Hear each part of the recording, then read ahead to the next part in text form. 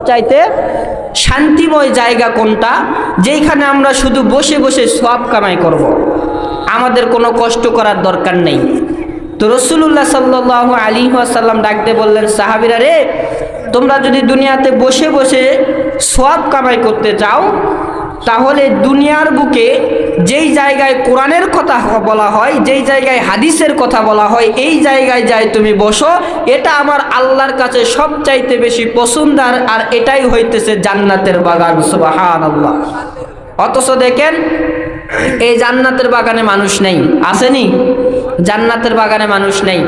যায় দেখেন, গান বাজনা যদি হইতো, এই জায়গার ভেতরে, এই স্থানের ভেতরে যদি গান বাজনা বাজানো হইতো, দূর থেকে নারীদেরকে ভাড়া করে আনা হবে, এখানে সুন্দর টেজ সাজাইয়া দেখবেন গান বাজনার আয়োজন করা হয়েছে, তাহলে দেখবেন জোহরের নামাজ পড়ে সবার সামনের কাতারটা নেওয়ার জন্য তাড়াহুড়া